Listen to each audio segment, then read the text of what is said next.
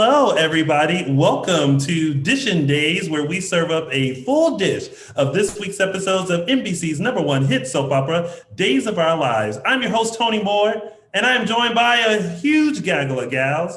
We have the lumberjack himself, Michael Mattis, and Bimby, right back there. And Bimby. And of course, joining us again in all this madness, we have the very lovely. Oh, I go first, Araceli. Yeah. And of course, we have. Hey guys, it's Justin Lee Harold. Yay! Welcome everyone. Sorry that I was late. No, you're not. Don't lie. How dare you? I am sorry. I said I was sorry, so that means I'm sorry. Thank you very much. Michael Mattis. I can already tell this is going to be a time. If you guys are watching live, thank you so much for tuning in. Make sure you like us and follow us on all social media platforms. We are Dishin Days on Facebook and Instagram and _Dishin Days on the Twitter. The @ is still currently quarantined and always forever implied. If you haven't already, make sure you like us and follow us right here on our very own official YouTube channel. Make sure you hit the subscribe button. That way you never miss a chance to show your shady Sunday. And also make sure you click the thumbs up button so that way we know that you like it and love it and want a whole lot more of it. Great. Those are all the church announcements. What did we think of this week's episodes of Days? Was a lot better than last week. Yeah. Oh, really? You think so? There was more movement. Yeah. Oh yeah. There's more stuff happened this week. It wasn't just conversations. It was actual events. It was good. Yeah, it was like a very small, I know we talked about this before, like a very small time capsule storyline and aim and so far it went. Mm-hmm. Yeah. I mean, I agree. There's definitely more movement, more moments. It definitely wasn't like the week before. Mm-mm. I know. I can tell you that. You know. All right. Well, y'all, let's get all up in it. It is now time to start Dishin Days. Oh, wait. I liked what I did last week. Let me do it again. Hold on.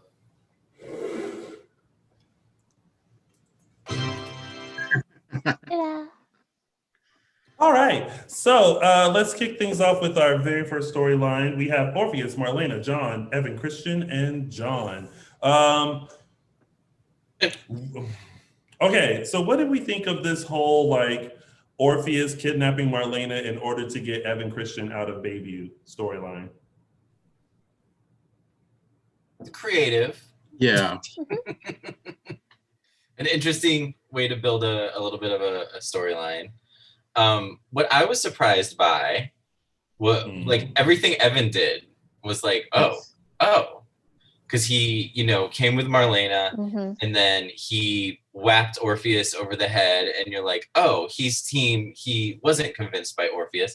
He's team John and Marlena. Then he hightails it out of there. So now the lingering question is what happened to Evan Christian? I think that's kind of the cliffhanger for that part of this story. And I'm curious, maybe he'll be back. Maybe he's not healed. Maybe that was all an act. Who knows? Mm-hmm. Actually, I mean, I feel like he is pretty healed, or he's healing. He is definitely 1,000% into whatever the process is. And he looked real upset that somebody was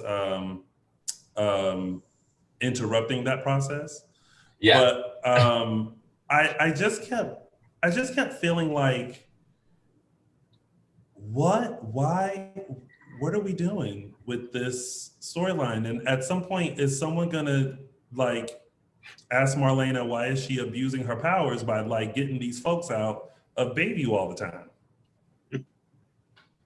I mean, you can't just be walking up in there in the middle of the night post a blackout to be I need to see someone. I guess you have to justify it as that her reputation is just that good. Mm-hmm. That she would not be doing this for have ill intent with it. You know, it's like, oh, if Marlena wants this, it must be, or if Dr. Evans wants this, oh, it must be serious. Like we need to do what she asks.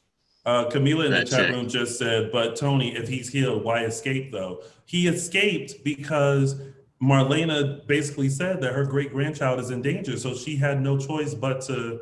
No, right? No, I think he means at the end. Why did he run off? Yeah. After, not why did he go with Marlena, but why did he run off? Oh well, we don't know where he went. Maybe he ran back to Bayview. We don't know. That's a pretty big stretch. I mean, but there was a couple of things where he said. One, he said that the process was working for him.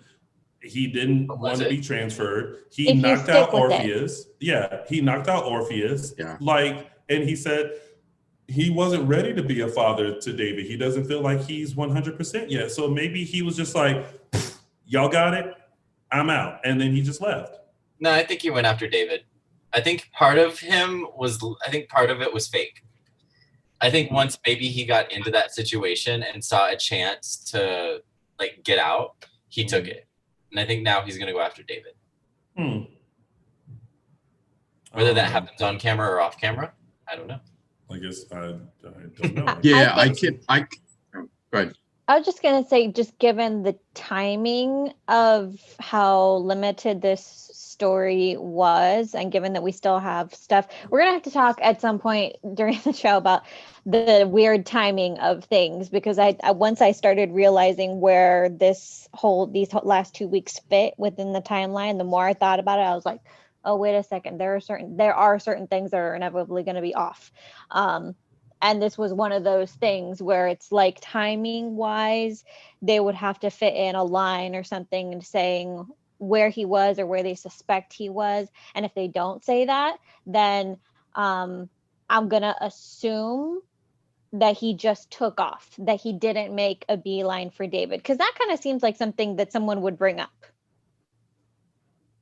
And we jump into that storyline again. Oh, well, maybe. Yeah, for me, I can go either way with it. I mean, if they could throw in a line of like, oh, he's back safely at Bayview, and I believed it, or I could believe that he also felt like he was getting better, but maybe didn't. Maybe what the idea of getting better is that he goes back into prison now, as opposed to, because he got out because of the suicide attempt. So if he's sort of healing, then maybe he thought it's inevitable that they're going to send me back once they think I'm well enough. That's true too. Yeah. I mean, I'm just gonna go with my theory that I'm gonna go with my theory that he ran back to Bayview. Yeah. He was like, y'all all right? All right, I'm gonna go back and finish my treatment for the betterment of not only myself, but for the kind citizens of Salem. Mm-hmm. Can we talk about how good he looked?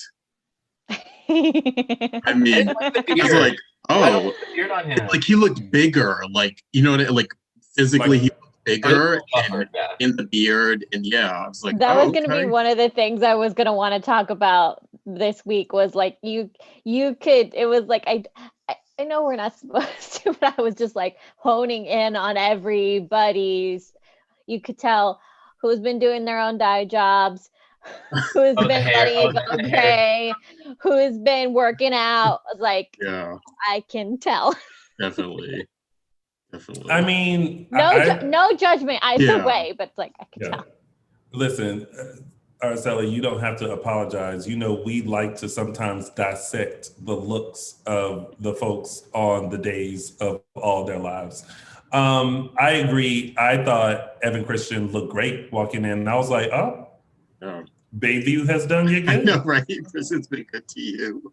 I was like, you got that nice shaped up, lined up beard and stuff. You like looking like a little stocky and stuff. Prison bulked up body, yeah. I said, okay, Evan Christian, I see you.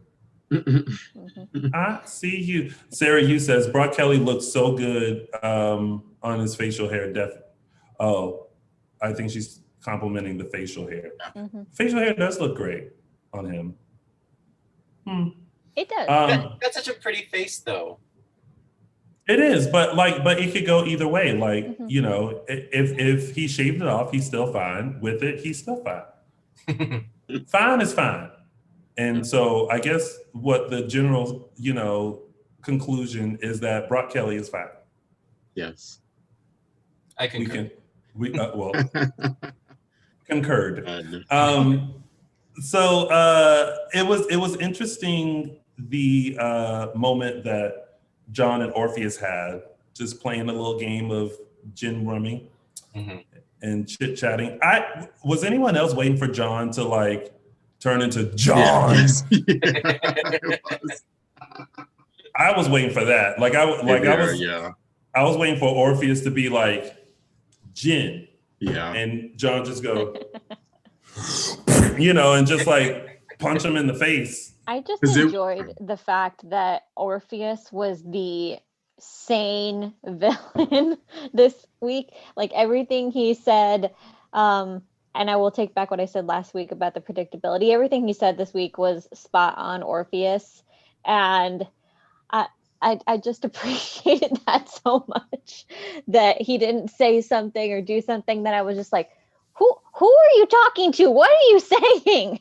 It was a very clean plan. It was like, I want my son. You can help me get my son. Yes. This to that, and I'm gone. Like, it wasn't convoluted. It wasn't really about revenge. Like, it was like, I'm going to use you guys as pawns. And it was very clean, very much. But I wish that Orpheus would have checked with Evan Christian to see if, I don't know, if he wanted to, run away with him and, be with David and all that before he had Marlena kidnapped and then tried to kidnap John and, But that's not his style. But I feel like Evan Christian was kind of looking at him like, I won't go with you, and I don't want David right now. Yeah, he was, but Orpheus is always the one in charge, and he always sees it as the one in charge. And it was his arrogance, and he was really testing his son on this one, which I think might be one of the biggest differences between him and Clyde in that sense is Clyde moved past that point years ago of testing his son. He doesn't do that with Ben anymore, and it's one of those small things that I actually appreciate. I mean, I guess I still would have did a double check to just be like, all right, son, this is the plan, before you because okay, it's different.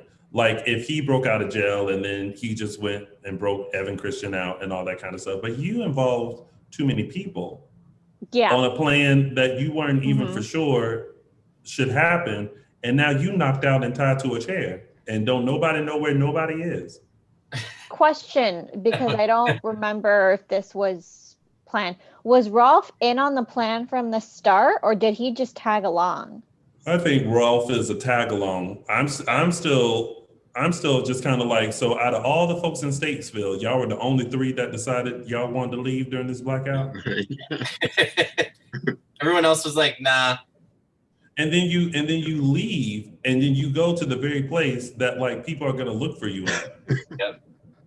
They knew it was Halloween and there's too many crazies out. I don't even think it had anything to do with Halloween. Nope. This is just a day in the life of Salem. Just another day. Yeah, exactly. There you go. Another day in Salem. I did have to chuckle because after Evan knocked Orpheus out, John was like, yeah, thanks for doing that, but we still don't know where Henry is. Womp womp. I was like, I was like, just thank him.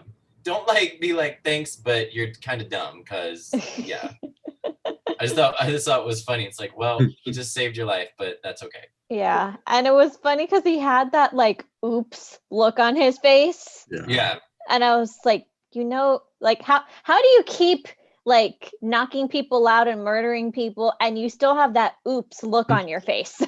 That's just good old Evan Christian, I guess. I don't know. But no one's going to address the fact that after they knocked Orpheus out, it took them forever to tie him up. You just go, this is a soap opera, It's just they just laying there stepping over him and checking to see how dead he is or isn't. And I'm at some point, is someone going to get him up and tie him up before I don't know, he regains consciousness? I was waiting for that scene to happen where he jumps up with the gun because they didn't seem too quick to get the gun from him either. And I was like, oh, come on, get the gun, tie him up. Come on. Yeah, I was waiting for that. I was pleasantly surprised it didn't happen. I just want for one time for someone like Marlena to react to being kidnapped. Like when Orpheus was like, "Here, John, tie her up," and she was like, "Yeah, John, just do what he says." Like I almost wanted her to be like, ugh. Like, is that really necessary? Like, I like how frustrated she was getting when she was at the hospital and no one was just like agreeing to what she did, and she was just like, "Okay, you ready to go? Let's go." And he's like, "Well, wait," and she was just like, Yeah, it's like I am so shit. Like she was literally had like that. I am so sick of dealing with this shit. Yeah. People just need to listen to me.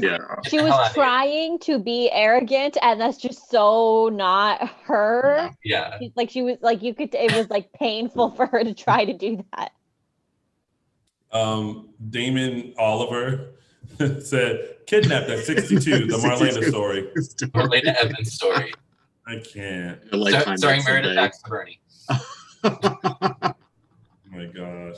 And then that's pretty much what happened with that storyline, right? Except also the fact that, and which will lead us into the next storyline, Orpheus arranged for Henry to be kidnapped by Clyde as collateral for making sure that Evan Christian gets out a baby.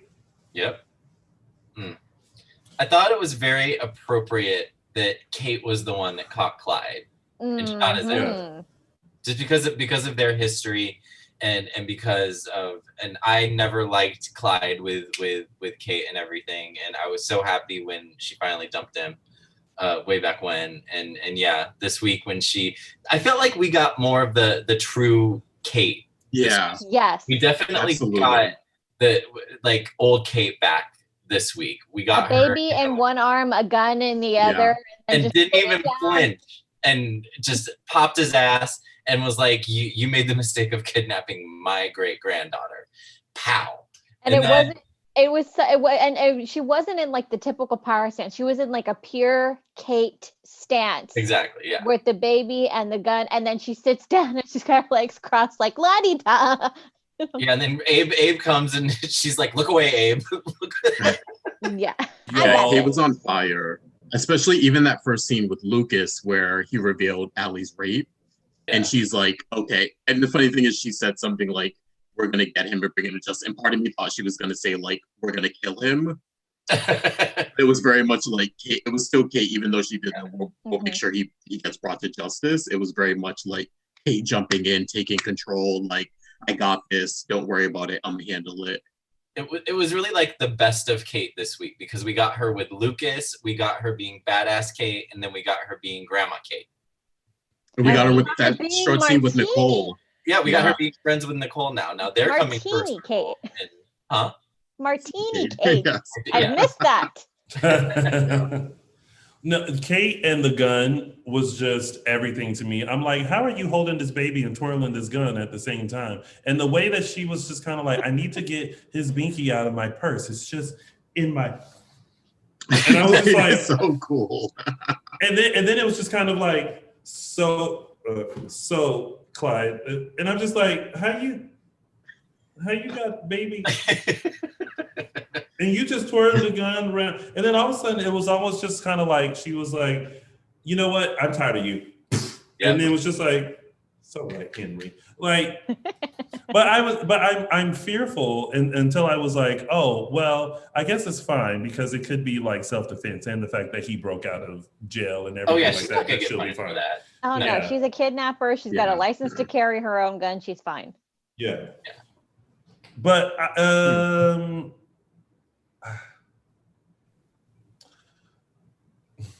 there were two thoughts that just went on in my head. The first thought was, oh, baby's first kidnapping, because we all know. It's a rite of passage in Salem. Exactly. He's a Warren Brady. Yeah, it was bound to happen. But also I was just kind of like, was the kidnapping of Henry absolutely necessary? It was just used as, I mean, was any of this necessary really? But yeah, there were very few moments that were gonna we're going to remember, that are really going to move the storyline forward. And it was filler. And we're going to have to, and the thing is, we're going to have to wait until next week to see just how cohesively this all fits together. Yeah. I'm curious if like there's going to be something lasting, if they're setting something up with Nicole and Kate for them to like team up for something, because other than the Allie storyline, Nicole really doesn't have anything because Eric's gone. So yeah, I'm curious if anything further will be written as a result, like anything, if this is moving towards something else. I don't know. But yeah, it'll be interesting. Yeah, if it's friendship, I'm all for that. I'm just like, don't put her together with Brady again. Please, please, please, please. That's been over. It's done. It's been recycled like 5 times over. I'm done with that. You know, Nicole's single. You know who else is single now? Ben. Michael Mattis, you are going to have so many tweets about you keep trying to shake Nicole. They don't even tweet at me anymore. They're just like this. They just literally, I feel like they're just like, this bitch, and they're done with it. But Allie, I'm still interested. I'm interested like that. I don't know why, but I think I can't see that. I think they could do something with it. No, I can't see that. I will say, let's give credit where credit is due. Lauren Kozlow looks damn good. Yeah. She always looks good. Like I feel like Lauren Koslow's goals. Yeah, but like again, I was talking about like quarantine. You never know what was going to happen. Yeah. She looked damn good. Good for her. Yeah. Well, listen, I think some people know how to upkeep. Well, she does her own makeup. Like she's used to do it. I think I don't know about hair, but I know she said for years that she does her own makeup because her husband taught her. Yeah, I was going to say she had to learn it from her man. Yeah. So I kind of knew Lauren Kozlow was going to be fine on the glam. Yeah. On the glam side. One person you don't have to worry about. Hot. Do we like Allie and Nicole's relationship? Yeah. I like this version of it. Yeah. I didn't like the whole like Nicole as in between Sammy and Allie, but I like her as like strong like aunt type and slash friend. Mentor, I like her in that sense. But to be fair, that's easier when Sammy is not in the picture because Sammy doesn't leave oxygen for anyone else. That's true. That's a good way to put it. I like that. Just sucks up all the oxygen. No lies detected there. No lies detected. Yeah, I mean, if she barely leaves oxygen for the fathers of her children, and that's. all the fathers of her marriage. And Lucas, God bless him, he's just gotten used to it. Yeah. I mean, I do like their comfortability with each other. I like that, obviously Nicole was there for Allie when she discovered that Henry was kidnapped. I just like it. It's like a big sister, little sister kind of friendship. That's more wavering on like the mom side, but like not mom, because I don't think Nicole was trying to be that, but more of like a confidant to her. It like a mentor, like teacher kind of a relationship, or like a favorite aunt kind of a thing. Yeah. That. And I think that's pretty much it, right? And then Kate's trying to convince Abe to go after Trip. Oh yes, when she finds out about that Trip is, I get it. Like they only have Allie's truth to really go by, and Trip is of course going to deny it. But it's just kind of like, oh Lord Jesus. Yeah, I think we're just already like tired of it, just only because, and this is again the 2-week gap it had time to fill, so it is going to be longer. It's going to be a longer wait for that dang DNA test, but we need to get through this quickly. Yeah, especially with the lights out. Well, now they back on. I like how they just went back on and there was no like It wasn't like a big deal that fanfare, the lights. yeah. Yeah, there was Ta-da! no big deal that the lights went back on. They were just like, it's because of the maintenance man. It must not have been a breaker down in their apartment, but he must have found it in the next apartment. Oh, and by the way, he took the baby. Dustin, how big of a glass of tea are you drinking? Jesus. Right, that's what I noticed too. I was like, that's a huge tall thing of tea. What is that, Lipton? Okay, no, this is It's a Bigelow. concoction. But this is how I drink my tea in huge glasses. It's either this glass or like this huge glass. Jar. I don't do small. Yeah, the jar.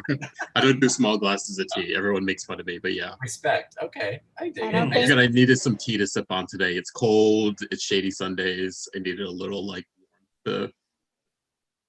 Well, honey, you didn't need all that tea when you got the tea right here. Yeah. All that tea right here. Honestly, the whole time I was like, I wonder how long it'll take for them to comment on it. Yeah. I mean, right. I mean, I noticed it earlier, but I was like, that's just his tea, girl. You take a big gulp because we're going to keep serving it. The shot went to you, Justin, and it was just all glass. It was just all Jesus. Anyway. Marlon Wall says the thirst is real. Yeah. Listen, Marlon, yes, it's been a long quarantine. The thirst is real. Okay. So moving on to the next storyline with Rolf, Kayla, Steve, Trip, Gwen, Chad, and Abigail. Okay, was it me or was Raw? Whatever of Stefano's was in that Instapot. By the way, that was an Instapot with some lights on it. Just cooking some rice to get the steam out. Let's get real. But what do we think of Stefano's was in that pot? I don't want to know. I don't know if I want to know either.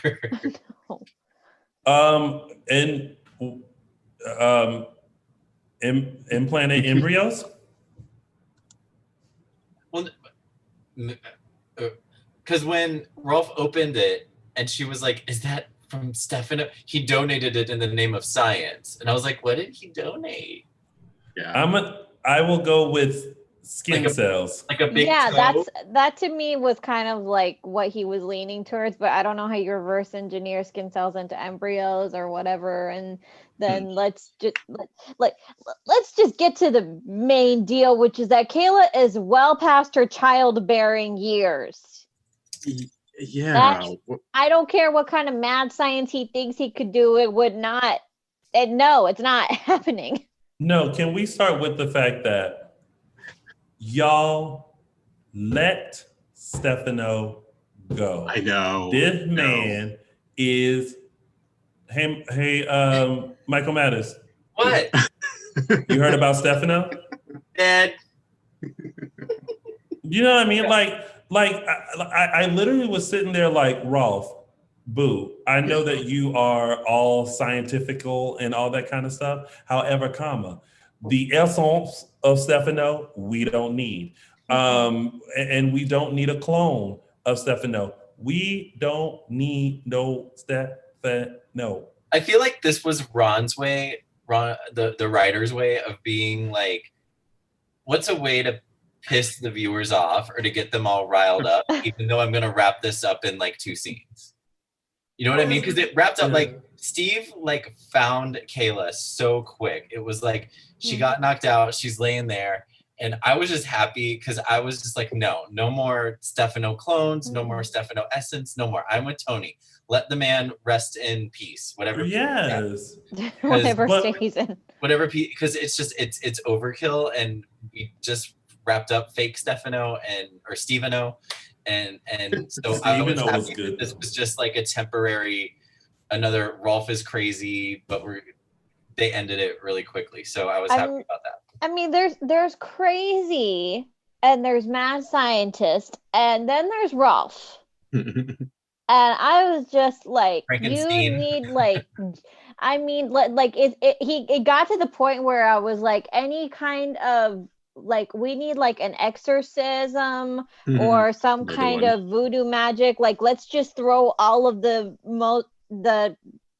any kind of relevant religious, spiritual, whatever juju at him, because this is enough. Well, I was just like, ugh. I'm so with you, Tony.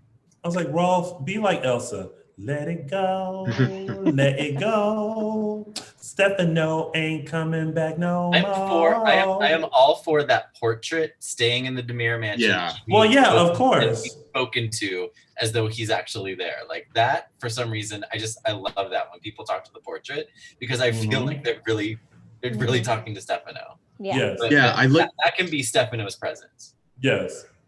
Agreed. Let it go. And it's not like, and I love what Chad and Abigail were saying, where it's like, and they are gonna have to expand on their son having nightmares about Stefano. They're gonna have to expand on that. That's new. That was a real little nugget in there. Yeah. Yeah, that's new. They're gonna have to expand on that because that conversation they were having about how Stefano's spirit still looms large. He left all of his kids with enough trauma and stress to last the rest of their lives.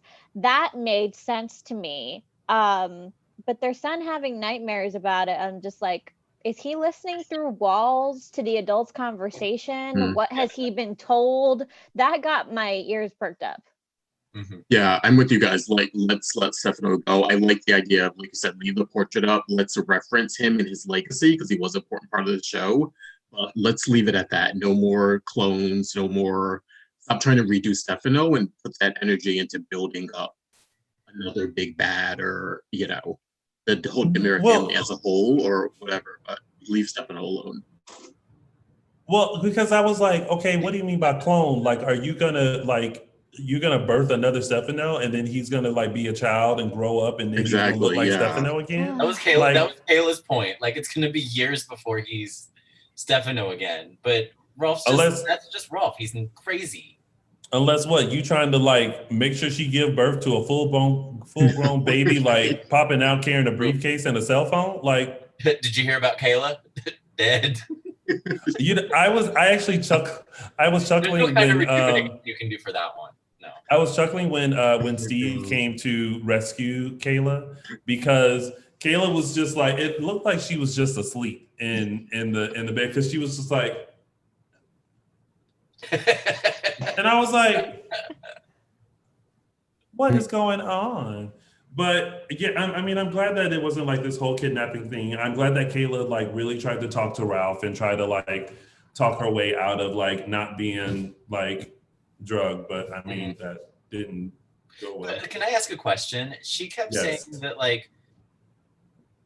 who was she talking about that didn't he never bothered us last time? Was she talking about Orpheus? Orpheus, yeah. But she's talking about Orpheus. Didn't he? No, that was the time before. Yeah, the time before. Yeah, with the coffin and all that. Yeah, because the coffin was the second to the last time he was on. The last time he was on, he didn't bother Kayla. I thought he did because he was still Stefano. Maybe I'm probably remembering incorrectly. No, that was more Rolf again. Oh. Okay, I was confused. Yeah, Orpheus was too focused on Evan Christian. Yeah. Oh, I think that's what they're referencing when he was on with them. Yeah. Got it. Caused the accident with Maggie and all that. Yes. Okay, got it. Cleared up. At least he was remorseful about that Evan Christian. Yeah. Well, Gwen looked great in her dress and glasses. Yes. I love it when Gwen goes from frumpy to ready to hit the disco floor in a scene. Not the ready to hit the disco floor. Part of me, though, when she walked in, I was like, oh, they should have put her in a wig. Do you know what I mean? She was dressed up, and it was like the Clark Kent disguise. You know what I mean? She literally put on a pair of glasses. Yeah. She was disguised. Yeah. I was like, oh, they could. I was like, this would be so much better if they just put her in a blonde wig, or even a long dark-haired wig. It was it would have made it just stick a little bit more. Well, remember, Kristen was able to walk around the hospital with her hair in a ponytail. Yeah. And that was her only, and no one was the wiser. That's true. Yeah. And no one's the wiser about Gwen either, because I guess that's where her confidence comes from, because she, no one's on her. Although Chad was making some comments and I was like, yes, dig deeper. Chad's onto her. He's not letting that He's go. suspicious. Yeah, he's definitely onto something. He's like she has friends all of a sudden that want her to come over. And he's still rightfully so on that whole like, how did Ralph get out of that rope? Like he's not letting that go. No. And this is the person you're letting take care of your children? Again. There you go. I'm sorry, I'm still on that. I hear you. I don't know. Was there some significance to Gwen? Because let me tell you, the last 2 episodes, I was just I was there, but I wasn't there. But did I miss something with Gwen and Rolf? Basically, what she did, he threatened to like expose her. She went down there. She basically got him to like drop the idea of exposing her under the guise that like she's going to destroy Abigail, and which in turn will destroy Chad, which is what he wanted. Yeah. So it's like, if I leave her alone, she'll do her job and Chad will get hurt. That's all I want. So I'm going to let her like continue with her scheme, whatever that is. Okay. Well, that's what it is. Yeah. Yeah. Was there anything else to the storyline that was missed? I guess not. I mean, that's pretty much it. Yeah. I mean, we went through the... Yeah. Okay. All right. Well, ladies and gentlemen, during this little commercial break, make sure you subscribe to our very own YouTube channel that you're on right now. If you haven't subscribed, just go ahead and click the subscribe button so that way you can tune into all of the full dishes of NBC's #1 hit soap opera that we are here to serve you. Also click the thumbs up button to let us know that you like it and love it and want a whole lot more of it. And make sure you tell your friends. We want everyone in here with us on Sundays to give us their thoughts and opinions on this week's episodes of Days of Our Lives. This announcement brought to you by the kind folks here at Dishin Days. All right, so moving on to the next tidbits, we have Eli, Lonnie, Brady, and Kristen. That was an intense little talk that Eli had with Brady about like exposing Kristen and having the tape and all that kind of stuff and you know, threatening like we wouldn't want Lonnie to find out now, would we? That's the Brady voice. Yeah. I find Brady so annoying. They had Brady recount everything that had happened because I was almost losing track and I was like, right. Uh-huh. Nice Thank you, recap. Eric Martsolf / Brady. Yeah. But I'm so annoyed with him because he was just on such a freaking high horse. And I was, and like Eli had to shut him up, like saying, I'm sorry. Did I make her stab someone? Did I make her push Haley down the stairs? Did I do that? No, she did all of that. Yeah. Right. I was doing my job. What is it? Was it a little ethical gray area? Yes, but he was still doing his job. Is his wife going to be pissed at him? Yes, she is. But he was still doing his job. Yeah. Lately, I've actually, it's funny because in the beginning of the week, I kind of felt Eli was being a little like self-righteous and I was kind of getting annoyed with him, specifically with like the Ben stuff. Yeah. But I think when we finally got to like his confrontation with Brady, I was kind of like, you know what, this is very much two men on even ground here. Like they're both kind of doing what they have to protect their significant others and their family. And it's like I understood Eli more in that situation than I have in the past, I think. Yeah. But Brady can't keep acting like Kristen is some sort of saint. No. Like, no. You know, even when he was... I respect him for standing by Kristen, but he needs to be realistic and realize that she's done some shit. Well, I mean, she did what she did. Yeah, and she did actually. She is guilty of what she's being charged with and sentenced for. Like he can be angry that she has to take the fall for it instead of him, but at the end of the day, she did it. So just let it happen. Maybe like she said, she was putting herself on the mercy of the court. Maybe by some grace of Lord, they'll go easy on her. But it could go either way. They could throw the book at her, or they could go easy on her. But did anyone else think when she was talking and she was like, "Oh, I'm gonna get like 2 years or something," and I was like, "Oh, I was like, girl, that's nothing. Like, you got this." Like, I was like, 2 years. I was 2 like, years of overcrowding. It'll be like a Khloe Kardashian she'll go in And I was like, process girl, and yeah. This is Salem. I was not like, even. a month from now, someone's gonna get you out of there for some reason. You're gonna know something. Somebody needs some information. She's gonna do the immunity bullshit that everyone does. Yeah. Or she'll pull an Eric and she'll save the warden and he'll grant her a pardon and then she'll be out. Yeah, I just thought that was funny because it was like 2 years. I thought she was gonna say like 10, 15, 20 years. So she was like literally like, oh, maybe 2 years. I was like, oh girl, you got this. Like, yeah, I was like 2 years. Okay. But it's still Joey's still in jail. It's still devastating though. Like, no, yeah. I get where she's coming from because in her mind she's missing her daughter's formative years. But then again, Rachel will have no memory from that time. She will not remember not having her mother there. She'll, there's time to build that bond. And it's a weird thing to think of in this time, but it's like if you allow yourself the time, then you have time. You can't act like everything's going to be done right now. You have to have faith. And I think that hopefully, I think that Kristen has gotten herself to that place, I think. I just think that I feel bad for her because like she has been wanting this for so long and she has she finally got everything she wanted and no one like the Damaris Kristen has done so much and y'all gonna get her for attempted murder? Like this is the thing that takes Kristen Damaris down? Exactly. Who did they get? Who was that criminal, that mobster who they got for tax evasion, even though he murdered a bunch of people? Al Capone. Yeah. So this is it. They may get her for attempted murder, even though that's not. They'll punish her. 30 other people. Yeah. Yeah. Based on the other stuff that she did. She'll be fine. She's a rich white woman. She'll be fine. Oh, well, there you have it. There you have it. I said it. Sorry. It's true.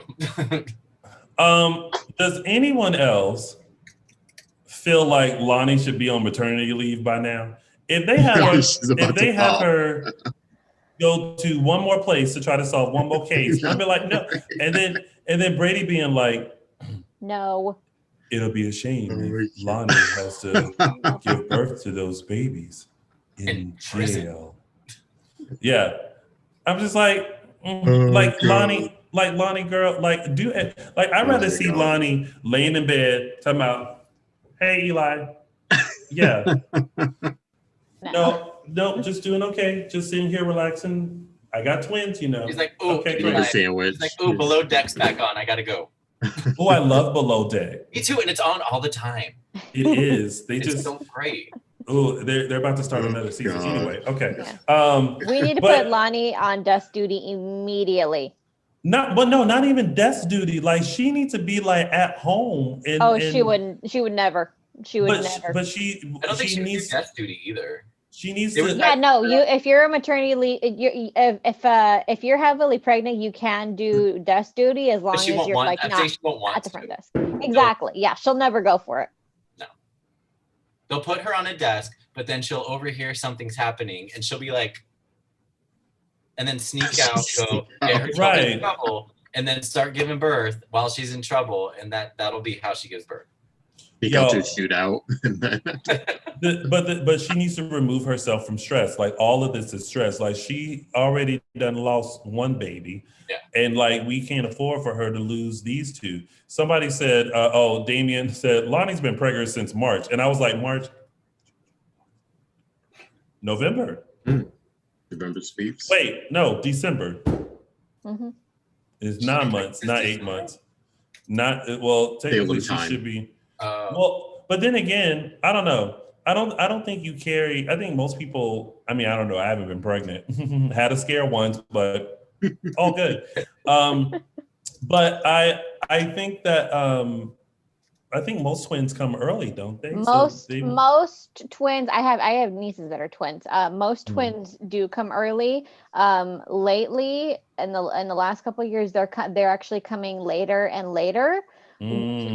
technically good for the baby's health, but if you know pregnancy, you grow a lot in that last month. It's like you grow a lot the first trimester, and then you're kind of like steady, and then the last month comes and you like a huge amount of growth comes, and it's, let's just say I have nightmares of their mother when she was pregnant. It was a lot of stress and extra space. Now, at some point did she get somewhere and sit down? She made it to my graduation, and that was a miracle because how far along was she didn't fit in shoes anymore. Let's just put it that way. Well, see, at some point, that's what I'm just saying. Lonnie needs to get somewhere and sit down. Yeah, it's like she, Yeah, she like they're and I hope that they play that into it as well with Lonnie, because there comes to a point, particularly when you're carrying twins, you really can't. You can try to stand up on your own. It's probably not gonna happen. So far, she doing fine. She is solving cases, wandering around Salem, like she is good. Yeah, let's see what happens in that last month. I hope they play that into last month, where it's like, no, you can't get up without help. Sorry, that's not happening. Yeah. Then we have, and that's pretty much it with that story, that tidbit. We have Ben, Eli, and Vincent. At some point, I wanted Ben to make a decision. What you gonna do with that gun? You gonna keep putting it in the drawer, or you gonna go out and go after Vincent? Like, what we gonna do? What are we doing? I felt that way too until I remembered where we left off 2 weeks ago, which was Hope was still in town. We're still playing. These last 2 weeks have been one night. Hope was still in town. Ben was in the police station. And that was the first time he picked up the gun. So he picked it up and brought it home. Yeah. So in the original jump, we cut to him and Vincent. So I think that's where they're going with it. That Monday we'll see him picking up with Vincent. So we're to assume that in the original cut, he went straight from getting the gun to going downstairs and getting Vincent. Gotcha. Oh, I see what you're saying. Yeah. That whole he never went home. At the Salem Inn? No, he got the gun from the police station. He stole it and went immediately down to lockup to get Vincent. There was no in between. He never went home. I believe that's what happened in the original. Yeah, I see what you're saying. If we're skipping over, the microcosm story or micro storylines, Because he's been looking at that gun for about a week now. And I'm just like, I almost want to, I know Sierra came and said, no, if you love me, don't do it. Don't kill nobody. I would have been like, you gonna use that gun or no? What are we doing? Pick one. I don't want them to make Ben a killer again. I feel like we have fought so hard for this character in particular to be redeemed.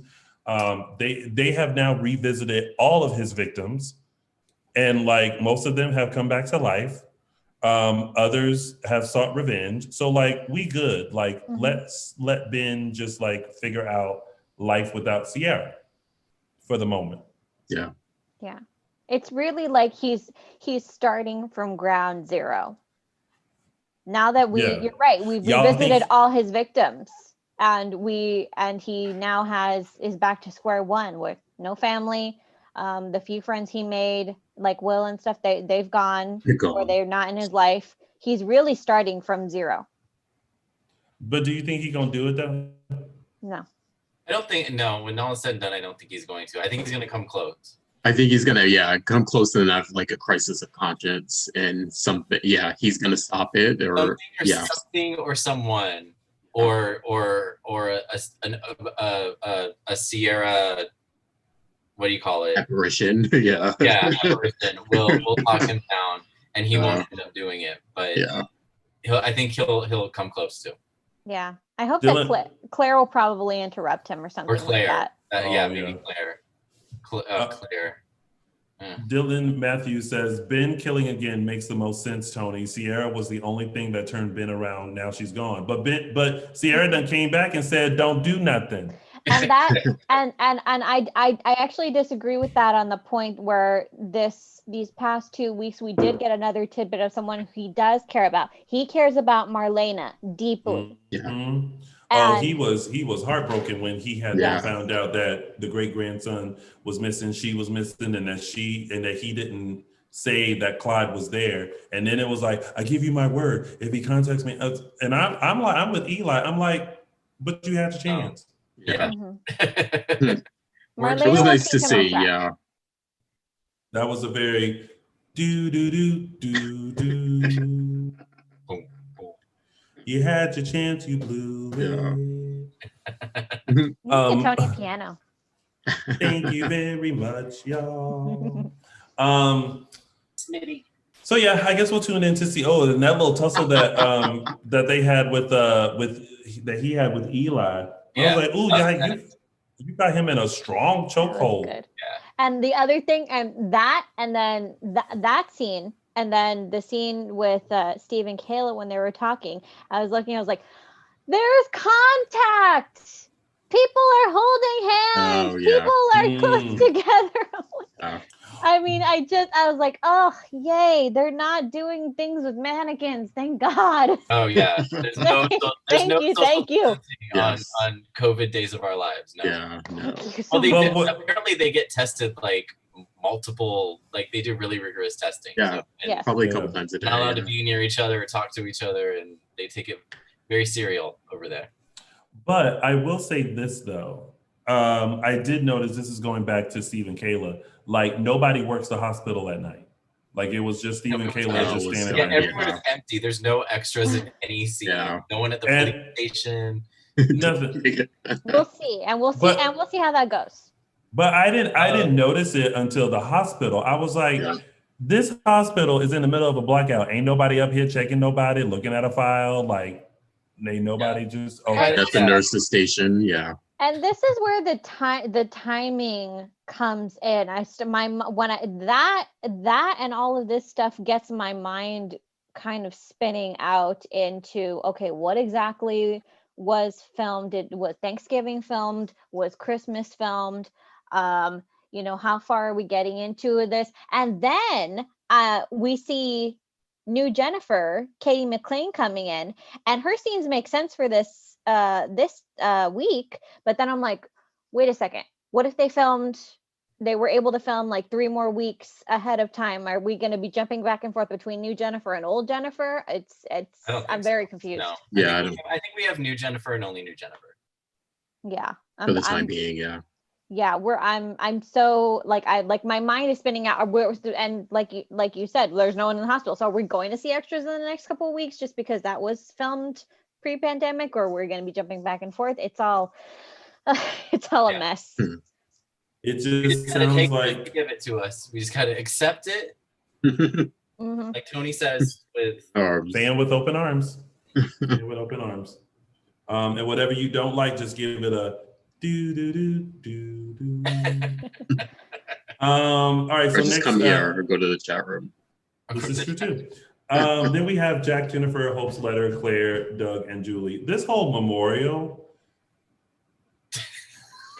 Michael Mattis, how about that flyer? Just like, okay. No. A spring dance flyer. Oh my God. That was printed on like just a regular, like it was even to the point where it was like, when paper you print out and it gets like old, yeah. I'm like, that's what Sierra's memorial got. They couldn't have gone and printed some nice like postcards like we did for Day of Days, or like, no, they literally went to their HP inkjet and were like 5 copies and did it and forgot it. They didn't even use resume paper. Yeah. I was like, that's Sierra cut out on top of a piece of clip art.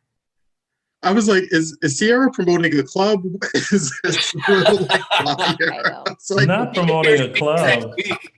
I don't even. It's like, I cannot. My biggest gripe with that was, well, it was nice of someone, aka Claire, to invite Ben to his own wife's funeral. Memorial, whatever. I'm like, they kept going back and forth calling it a funeral and a memorial. No. I just can't believe he decided not to go. I'm like, listen, we don't know if she's dead or alive, but the least he could have done was like go and pay his respects. You're her husband, for God's sakes. Christ's sake. Yeah, no mama, no husband. You get Doug and Julie and Claire. Right. And Claire worrying about blue napkins. Yeah. That I will give. I'll give it to her. I'll give it to her new portrayer. That was very Claire. Yeah. That was very clear, and she did a really great job. Yeah, she did a great job. Because I was like, that. Ooh, that's just so spot on. It was perfect. Yeah. She did. How do we feel about the new Jennifer? I actually really liked her in this context. I thought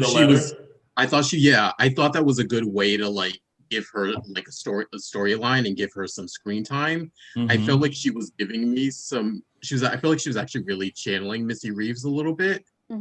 I did think, part of me did think, as good as she was, I thought like, oh, this scene would have like hit so much better if it was Missy, because a lot of it was about Hope and Jennifer's relationship. Yeah. And so like we've seen those scenes before where like something gets revealed and the reveal comes with the new actor as opposed to the old one that has been through all of this with them. So as great as I thought she did, I thought it was a great real introduction to her. I felt like, oh, this would have been a little bit more better if Missy was doing it.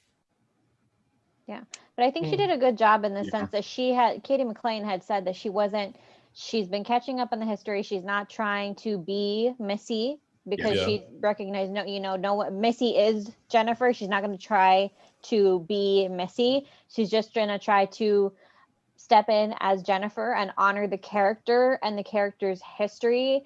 And that letter where Hope is really rehashing things that were happening 15 years ago, I think was the perfect way to introduce Katie as Jennifer, because it's really like rehashing history and the emotion that was going on at that time and tying it together. I thought she did have the Jennifer sweetness that Jennifer has, or that Missy Reeves brings to Jennifer naturally. I mean, I wasn't like, oh yeah, she nailed it, but I was like, oh, there's something there. Yeah. Like she has to get a little more settled, to make Jennifer, hers. But I think she did a good job, I think. But I giggle at the fact that they think that Hope is coming back. Like they tried to make it open-ended, like she's just off like looking for Sierra's killer. And I'm like, listen, y'all may want to just throw Christian Alfonso a buku of like money to just come and wrap up. I just don't feel like, I know, like for me, if I had been playing a character for over 30 years, that character will get a proper send-off. I just don't think to leave the character in this way is the best. That's just my opinion. Like I would like an ending for Hope, because I feel like she's deserving. Like she's just not some character that they just wrote in and then they're trying to figure out how to write her out. And someone said Hope recast. Y'all are not going to be open to a recast. And I don't know which actors will be like, yeah, I'll be Hope Williams Brady, so that y'all can tear her into shreds and like be mad that she don't have the Hope eyebrow. You know what? I'll say this now. I wouldn't be surprised if we got Kristen Alfonso back maybe 2 years from now.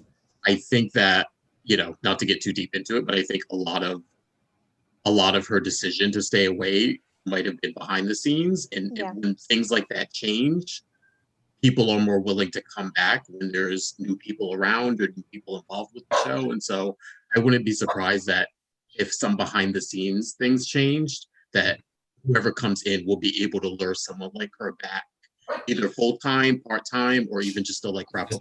And also I wouldn't be surprised to see her in a couple years. We're not in normal times. Let's be honest. We're not in normal times. People are not making decisions that they normally would during these times. So, or are they? Well, we'll see. Time will tell. Peter Reckle left, said he was done, and he came back. Yeah, they lured him back to wrap it up. It was not as clean as the fans it was not as clean as the fans would have liked it.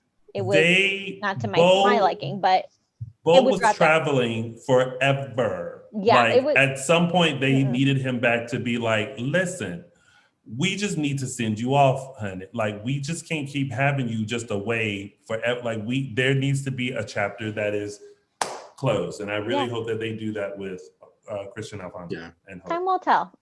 You know, let's as the best thing that we can do as fans is to have faith, continue supporting the show, continue supporting all of the actors in whatever they're doing, whether they're on days or they make the decision to leave. And that way they know, you know, that we are still available and we'll be here if and when they choose to return. There you go. All right. And that's it, right? With that storyline? Yeah. Yeah. That's pretty much it. All right. And guess what? That was your week of days. And now it's on to our segment, which is, we will start with mine, which is Tony's official 3 Snaps Award. Your faces are in my way. There we go. Oh, snap. Okay, now listen. I had to give my 3 snaps to Drake Hostin, John Black, because I feel like when he was in these scenes, sometimes his face would kind of be like, and I feel like that's what we've been thinking for the past 2 weeks. Like, what exactly is going on? So I had to give my 3 snaps for telling it all with his face to John Black, Drake Hostin. You get Tony's official 3 Snaps Award. Oh, snap! Because we are confused sometimes about this storyline and this fill-in. So, and I feel like his face had said it for us. So thank you, Drake. And now it's time for Caption That. All right. This week's Caption That comes from Lauren Koslow and Brian Attilo looking at the rope that Rolf was tied up with. And this week's caption comes from Kayla Berry on Twitter with her caption of Lucas saying, "Mom, not mom, mom. Mom, stop sleeping with men younger than me." Oh. True. True, but honestly, I said this in the chat room earlier. Kay can bang all the younger guys she wants. I just don't want that to be her only storyline. Yeah. All the time. Like, go get your, you know, 25-year-olds, whatnot, but still be powerhouse Kate, who's running Titan and framing people for murder or whatnot. But yeah. I mean, listen, I'm okay with like if she wanted to try Jake out one time, why not? Yep. I'd try him out. I mean, if you were given the option, would you? Yes. Exactly. And that has been Caption That. And now it's time for Those Were the Days. Brought to you by Justin. So much. Yeah, that kills me. This week's Those Were the Days were inspired by a couple of things that happened, which I don't think consider spoilers, so I'm clear here. One is I want to send a big happy anniversary to James Reynolds, Abe, who celebrated this past week 39 years on the show. This is a huge accomplishment. I remember last week we talked about we are getting Theo back in whatever indiscriminate amount of time. This week we learned we're getting Vanessa Williams back as Valerie. Why Those Were the Days this week is to the idea that diversity is coming back to Days. And I know one of the things we had, not necessarily us, but one of the things Dishin Days had talked about was the first Black wedding and how we felt like it should have had more prominence and more stature on the show. And I also agreed with that. And I think we're getting a little bit of course correction here. And I think part of that is between what's going on with COVID and what's going on with the smaller cast. They're starting to bring people back for somewhat, hopefully, significant storylines. So we are getting a lot more diversity on the show, which I cannot be happier. We're also getting a lot of the Hernandez clan is coming back, which is great. And not to come for you, Tony, but I personally have my own character who I've been dying to play So I'm gonna add. Thank add you to so this much. mix here. Those were the days. Who I've been dying to play, and we'll start this hashtag today. Do you guys remember Benji Carver? Yeah. No. Benji Carver was Jonah. Well, not Jonah. Technically not Jonah and Wendy's son, but Wendy's son. You guys remember Wendy and Jonah? His little brother, Jonah, was best friends with Austin in the 90s, early 90s. I remember Jonah, but I don't remember Benji. Benji was his girlfriend's son who he helped deliver. He named him Benjamin I remember the Carver. girlfriend too. I don't remember the baby though. Yep. Yeah, she had a baby, and it was sort of mysterious who the baby's father was and whatnot. But anyway, she got together with Jonah. They eventually left the show. Jonah was best friends with Austin and Abe's little brother. So we have some Carvers out there who could be coming back to the show. So that's who I personally have been dying to play. Imagining myself on the show is that I would, hashtag bring Benji Carver back. As Tony rolls his Those were the days. Bibby says he wants to play Stefano. He wants to play Stefano reincarnated as a dog. The essence of Stefano? The essence of Stefano in a Dachshund Terrier mix. Oh, God. Hashtag bring back Stefano Bimbi. Oh, Lord. All right, y'all. Now it's time for It's a Gift. I've named it that for now. I got it. So my this week's segment of mine is the most quarantine related item that we could have gotten this week, where you had John just like hands up, back away, and Orpheus saying "stay apart," which I was just like, yeah, that makes sense. It was very topical for what's going on. It was just like that it's so apropos, and it was just it caught me. It's like in any other time I wouldn't care. It would just be like Orpheus saying what Orpheus says, but because of where we are, it was just like I had to do a double take, especially since we saw people holding hands and being close, and I was just like, okay. Right. So like if you were to look, like I would say, like if you were to look this up, like that was such a 6 feet apart statement, and something I was like, oh look, even the villains are paying attention to quarantine rules. Even they have to social distance. Right. They don't want the COVID. Well, that has been It's a Gift, brought to you by Araceli. All right, so now we have a bit of news and gossip from Michael Mattis. Yes. Just a few reminders. In 2 weeks, or a week and a half, on November 13th, Friday the 13th at 5 p.m., you can chat virtually with Stacey Hayduke, aka Kristen Demira. This will be, again, on Friday, November 13th at 5 p.m. Pacific Standard Time, 8 p.m. Eastern Standard Time. You can find all of the details. Tickets are $58, and they can be purchased at SpectrumCelebrityEvents.com. I believe this is the last one for now. Is that correct, Tone? Yes. This will be the last event brought to you by Spectrum Celebrity Events. And it should be a fun one. So make sure you go to SpectrumCelebrityEvents.com, attend the virtual Q&A. They are fun. I know that a lot of people are like, I don't want to be that. But they are fun, and they are interactive. And so it's good. I will also let you all in on a little secret. There was a reason why I was late today, and that's because Stacey Hayduke and I will be releasing a little fun video soon to promote her Q&A. So cute. Be on the lookout for that. Nice. It was fun. Alrighty.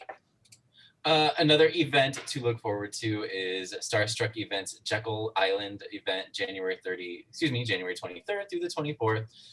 With Eric Martsolf, Stacey Hayduke again, Matthew Ashford, Judy Evans, Brandon Barash, and Emily O'Brien. Events include a breakfast, croquet, and a dinner dance. Tickets are now on sale and are available at starstruckfanevents.com. And hopefully this event will be able to happen. But, No. Buy your tickets knowing that, COVID's still here, unfortunately. Right. Yes. Just be safe and be careful. Yes. All right. And now, ladies and gentlemen, it is time for you to check out what's coming up next week on your favorite soap opera, Days of Our Lives. So I heard there was a party tonight. They'll come for the champagne. Theo. Don't you want to say something? They'll stay for the tea. Dad, I know what really happened while Mom was in a coma. Uh-oh. Okay. What did Jack do now? What does she mean? What really happened while Mom was in a coma? Like that year where Jennifer was in a coma, the time jump, where we Well, don't know. Well, I know, but like they literally have portrayed it that he never left her side. Yeah. Or Right. did he? Or did he? Maybe they're rewriting some stuff.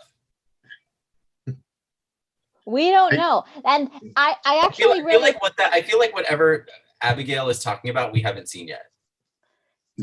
no. And That actually, I doesn't make really sense. appreciate this because we revisited a lot of what happened in that year, but there were some characters that were left out where it was kind of just said what happened, but we don't really know. And Jack is one of those where it was said he stayed by Jennifer's side, but we actually don't really know. We never got to see him. I don't think he was even in any of the scenes where we revisited Flashback scenes, yeah. the past the missing year. I don't think he was in any of that. Who, Jack? Yeah.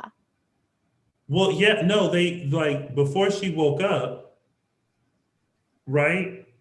Or at some point, they showed that he was by her bedside. Oh, they showed that like all the time. Yeah, the series and how of he scenes, always yeah. like turned the Frustrating. hourglass Yeah. over.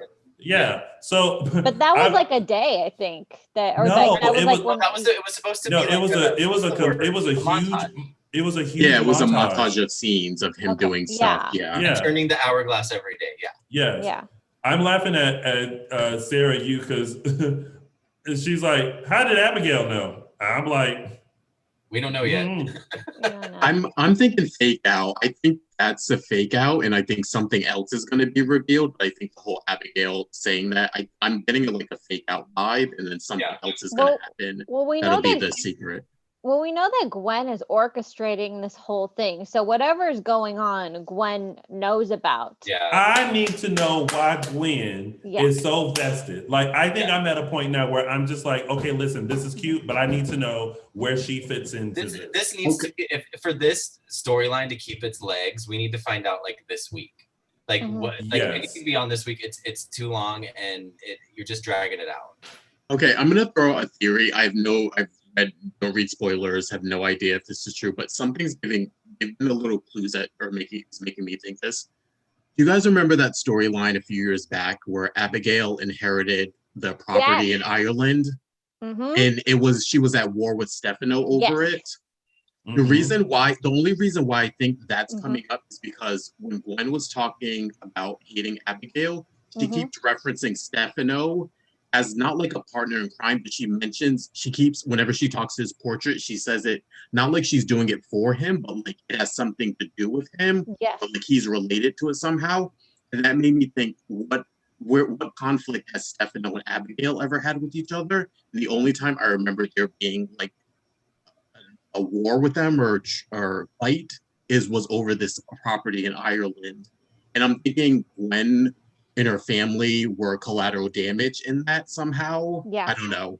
But that's the only thing I'm leaning towards that. I know it's like a really weird stretch, but just the clues that they're dropping about Gwen. I know people are putting this out there, no spoilers. I don't think she's Jack's daughter. I No. don't think it's that. Well, So No, it's making me go back to that storyline for some reason because of Stefano. No, But I yeah, think I you're don't know. right. I think you're right, Justin. That was the same conclusion I came up with. It's Yeah. only because I went through the archives and I was really trying to figure Mhm. out like at what time would Abigail have crossed paths with Gwen or have had any kind of effect on her life, and the only time would have been that. Also because that was a storyline that was kind of dangled. Yeah. But it was it was let go once Abigail became pregnant. Yeah. Whatever it is, I need clarity and I need to know, because I'm tired of wondering why she is so invested in making sure she wreaks hell on Abigail. Yeah. And Abigail not being aware that you shouldn't trust somebody you don't know. Well, that who just comment, so happen to be living in your house. Well, that comment that Abigail threw out, where she said she's the closest thing I've had to a best friend in a really long time. Yeah. That's a little too fast. Like, we are too grown to be adopting folks as our best friend after like a week or two. Yeah, but that's how my other thing was, it's like, you have terrible taste in friends. Because her last best friend was Gabby. She has terrible taste in friends. Well, I mean, we all can't be dimes, but you know. Last good friend was Chelsea. Remember that? That popped into my head this week when she was talking about friendship, man. and I was like, her last like actual like solid friendship that we saw that she wasn't at odds with someone was Chelsea in the day. And then that was let go, because eventually Abigail moved on and Chelsea became friends with Stephanie, and that was a whole mess. And I actually, you know what? I would actually like to see Chelsea Brady back, because everybody's forgotten about her at this point, and she was Beau's daughter. Yeah, Sierra wasn't Beau's only daughter, but yeah. And what was? Never mind. All right. I forgot to mention the old shiz moment of the week from Me World. I'll be sure to retweet that. Thank you so much, Me World, for your old shiz moment of the week. And that has been it. That is your full recap of Days of Our Lives. But before we head out, Michael, Madison, Bimpy. Yeah. Tell the kind folks where they can find you on the social medias. For me, you can find me on Instagram and Twitter at MLMattis. Araceli, where can they find you? You can find me on Twitter at Tia323 Araceli, Aracela. It's right there in the corner.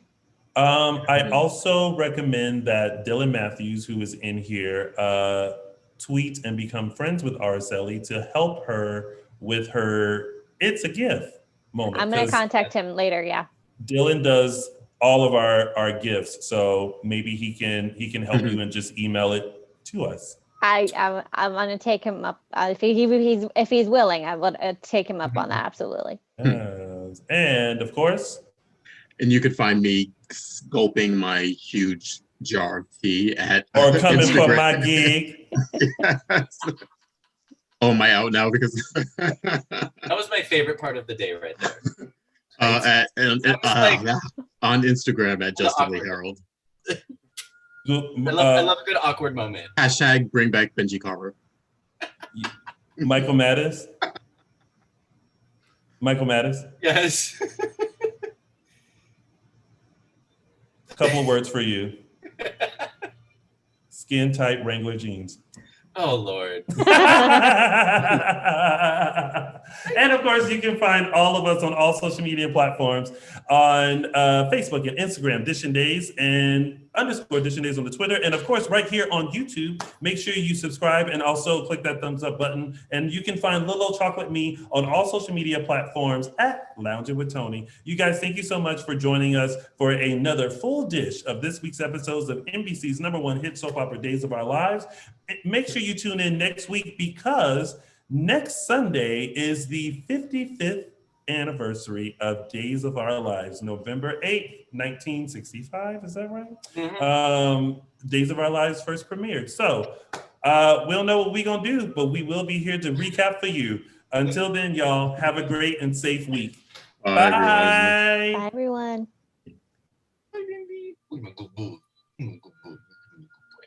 And we're clear. Oh, wait, hold on.